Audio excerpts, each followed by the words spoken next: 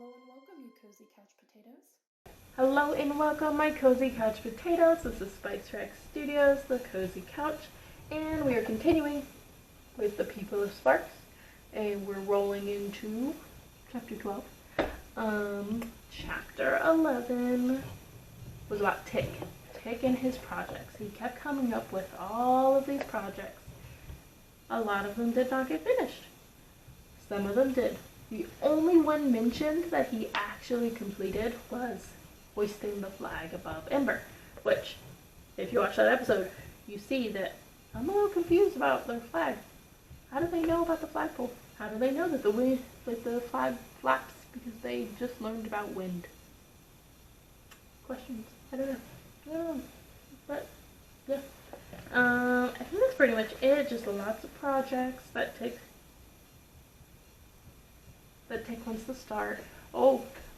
Dune got Edward Pocket to sort the books in the Ark, which was a great idea because he's apparently too old to work, but he used to be the librarian, so win-win for them. Okay, I think we can dive into chapter 12. Chapter 12, Casper arrives with a surprise. Lena was sweeping the floor of the kitchen when she heard the thump and shuffle of hooves outside. There was a shout in a man's voice, "Hello! Where is everyone?" And then a shriek from inside the house, running footsteps, and Torrin's voice screaming, Casper, you're home!" Lena flung down the broom and dashed to the door. There was Torrin, clamped onto the front of a very large man, who was rumpling Torrin's hair and thumping him on the back. Behind the man was his truck, an especially large one, piled high with boxes and crates, pulled behind two huge oxen with curved horns. They stood breathing noisily, their sides going in and out. "Well, small brother," said Casper, "glad to see me?" "Yes," said Torrin. He unwrapped his arms from around his brother's trunk and gazed up at his face. "You were gone so long this time." "I had to extend my route," said Casper. "Quite far, in fact. Quite far. The work of a roamer gets harder every year." Lena could see Casper's resemblance to his brother Torrin. They both had the same small eyes and the same wispy light brown hair. But while Torrin was narrow, Casper was wide. He had a wide, round, rosy pink face with a glistening round chin. It was almost a babyish-looking face, except for a tiny mustache on the upper lip, twisted at both ends into points. Dr. Hester, who had been picking peas, came out from the side of the house. "Welcome back, traveler," she said. "Auntie Hester!" cried Casper, flinging his arms wide. He stood that way while Dr. Hester walked toward him, and when she came close he gave her a hug that lifted her feet in their dusty slippers off the ground. "Don't do that," she said, her face squashed against Casper's shoulder. He dropped her back down. "Can't help it," he said. "You're light as a feather." "I'm not either," said the doctor, rubbing her neck. "You're just showing off your muscles." "Well," said Casper, "it's true that being a roamer builds muscles." He made a fist and flexed his meaty arms back and forth. "Heavy things to lift, you know. Some exceedingly heavy. Out near the camp range foothills a few months ago, I got stuck in the mud and had to lift the whole back end of the truck, which was loaded at the time with—" Torrin jumped up and down at Casper's side. "Did you bring me a surprise?" Casper looked startled. "A surprise?" "Yes, the way you always do. A surprise for me." For a second Lena felt sorry for Torrin. The look on his face was so hopeful. She had a feeling that Casper was more important to Torrin than Torrin was to Casper. Casper laughed. He had the oddest laugh. "Hee hee hee hee hee," all on one note, on one high, squeaky note. It was hardly a sound of pleasure at all. "Well," he said, "as it happens, I did bring one surprise. It's more of a surprise for everyone, though." He looked back toward his truck. "Are you there?" he called. "Right here," answered a gruff voice. From behind the truck stepped a woman almost as big as Casper himself, a massive tree trunk of a woman, with swirls and tangles of red-brown hair falling to her shoulders. She was dressed in faded blue pants and a huge brown shirt. She looked at them, smiling slightly. Her eyes were blue and fierce. "This is Maddie," said Casper. "She's my roaming partner." From Torin there was silence. Dr. Hester held out her hand and said, "Welcome." The big woman pumped the doctor's hand firmly up and down 3 times, and then Dr. Hester glanced toward the house and saw Lena standing in the doorway. "Casper," she said, turning back to him, "have you heard about what's happened since you've been gone? About the people who came here from the underground city?" "I heard some tale like that," said Casper. "Lena is one of them," Dr. Hester said. "Come here, Lena."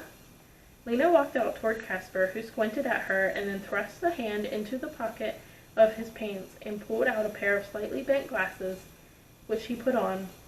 He peered at her through their cracked lenses as she approached. When she got close, he held out an enormous hand. Lena shook it. "Underground, eh?" said Casper. The cloudy glasses made his eyes look bigger and dimmer. "Some sort of mole people? But you've got no fur." He laughed his squeaky laugh again. Lena smiled politely at this stupid joke. Something about Casper seemed to be slightly off, she thought. "Lena's sister Poppy is with us as well," Dr. Hester went on, "and their guardian, Mrs. Murdo." During all this, Torrin had been standing very still. His narrow face had closed down, his eyes looked like tiny stones, and his mouth was pinched small. He was staring at Maddie. Suddenly he cried, "But I'm supposed to be your partner." Casper blinked at him, as if he'd already forgotten he was there. "You?" he said. "You're much too young." "I'm almost 11, Torrin yelled. "I'm big enough." "Not quite, little brother," Casper said. He grinned at Maddie, who gazed back at him calmly. She was like a big rock. A big rock, Lena thought. Her face didn't move. Torrin scowled. "Don't call me little," he shouted. He turned and ran toward the house. Casper watched him go, lifting his eyebrows slightly. "It's hard for children to accept change," he said, "but they must learn it, mustn't they?" Dr. Hester said, "Our 3 guests have been sleeping in the loft, Casper. They'll have to sleep in the main room while you're here."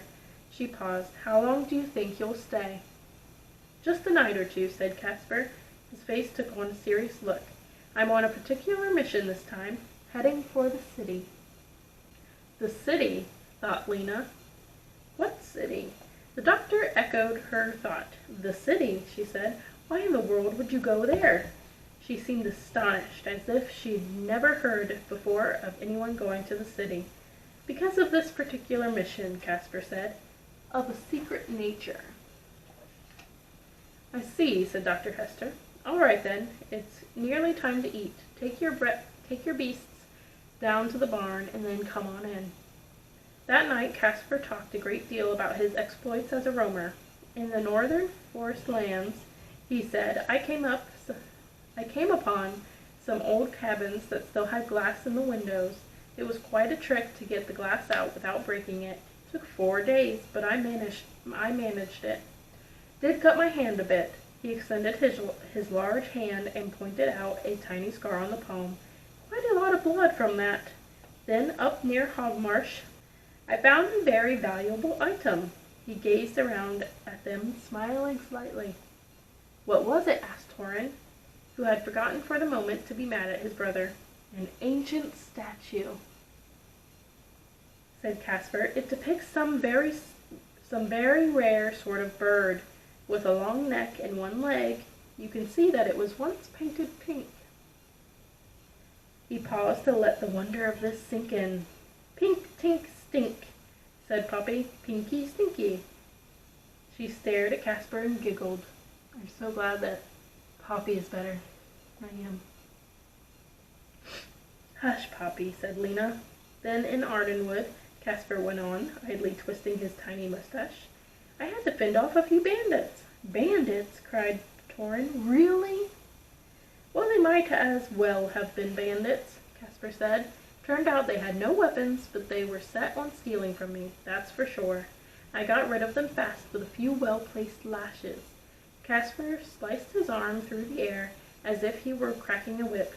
"And a good thing, too," he went on, "because not far from there I located another special thing. Several boxes of authentic pre-disaster artificial flowers. They are made of very fine cloth, hardly faded at all. Artificial flowers, said Lena, wondering why the people of Sparks would want fake flowers when they had real ones growing everywhere. Yes, said Casper. I have a sort of knack for finding unusual things. Mattie didn't join much in the conversation.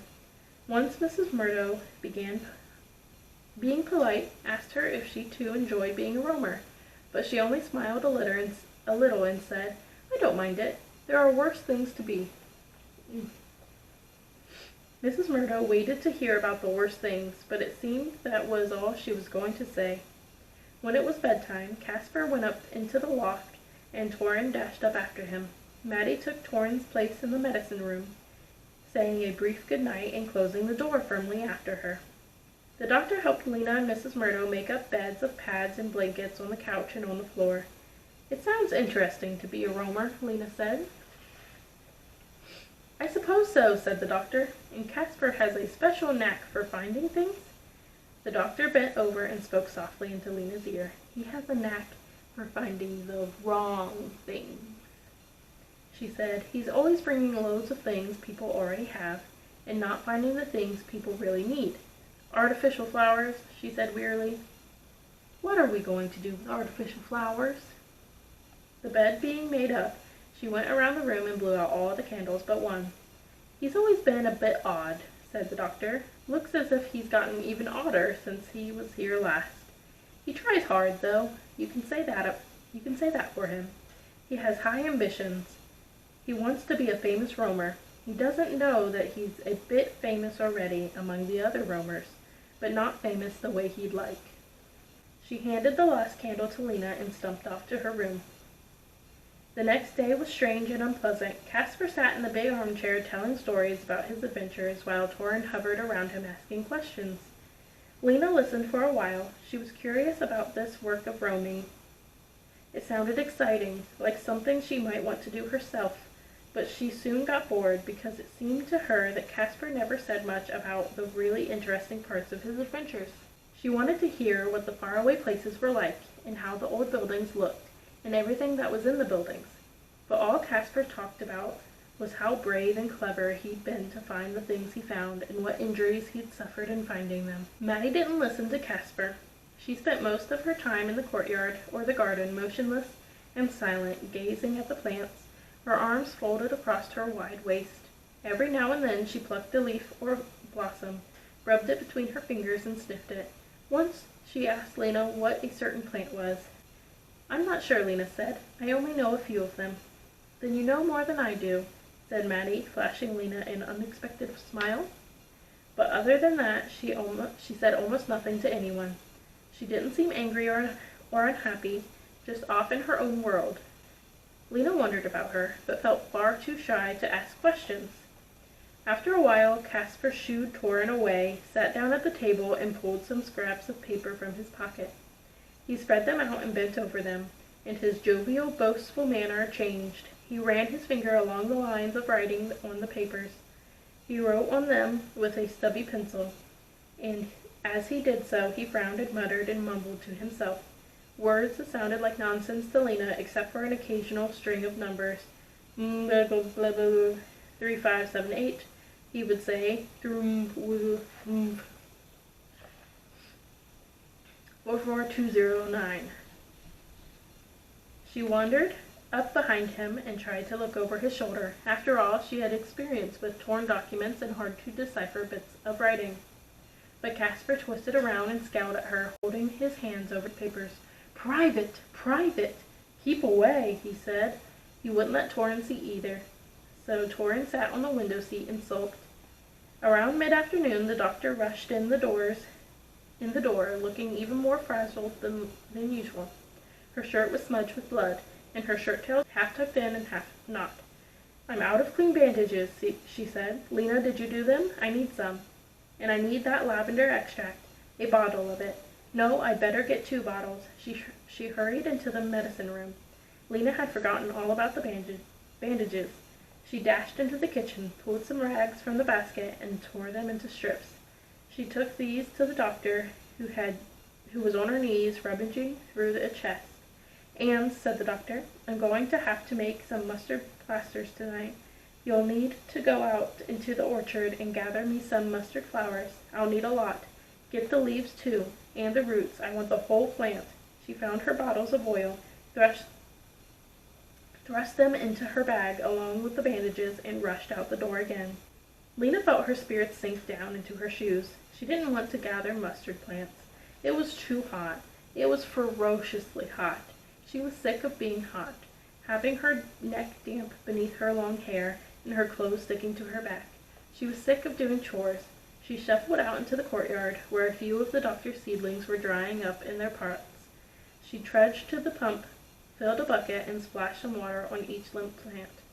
Then she sat down in the shade of the grapevine and leaned against the wall beneath the window and thought about everything that was wrong. Lena, you're my girl, but if you think what you're doing for the doctor is hard, think about what everyone else is doing for the rest of it, the people of Sparks. They're digging holes, they're out in the sun all day. You get to help the doctor with very simple things. So, I see a wake-up call coming to you soon. She was mad at the doctor for giving her so much work to do and hardly noticing when she did it. She was mad at Mrs. Murdo for not moving them out to the Pioneer Hotel. You'll be less mad when you find out all the work you'll have to do. And she was lonely. She missed being with people she knew. Especially she missed being with June in the old way, the way they'd been together when they were partners in Ember. Now he seemed to care more for his new friends than he did for her. Every time she thought about him, she felt a thud of pain, like a bruised place inside her. From the window just above her head, Lena heard Casper's voice. "Not now," he said. "I have to do some planning. I need quiet." The door opened, and Torrin stormed out. He threw a furious glance at Lena, but didn't speak. He ran through the gate and up the road. He's mad too, Lena thought. Everyone's mad. From inside, she heard Casper's voice again. Start going near. He was talking to Maddie, who must have come in the kitchen door. Lena realized they were standing by the window just behind her. "We'll head out day after tomorrow," said Casper, starting early. "Uh-huh," said Maddie in her low, growly voice. "All those stories about germs still lurking there," Casper said. "They're nonsense, you know. Those germs died out long ago." "No doubt you're right," said Maddie. They were talking about the city. Lena sat very still and listened harder. "People talk about other kinds of danger there, too," Casper went on. "Bandits and so on." "Doesn't bother me." "Of course not," Maddie said. "And anyway, even if there is danger," said Casper, "it's worth the risk because of what we're going to find." "You sound very sure that we're going to find it," said Maddie. "Of course I'm sure," said Casper. "Aren't you?" The answer to this was just a grunt. They moved away from the window, and their voices grew fainter. Maddie spoke next. Lena couldn't hear all of what she said, but she caught the words, "how far," and in Casper's answer she heard the words, "day's journey." Then she heard steps clumping up the stairs to the loft, and the room went quiet. Lena, I bet Lena is going to go tell June about this, and they're going to make a plan to hide in their truck and go with them.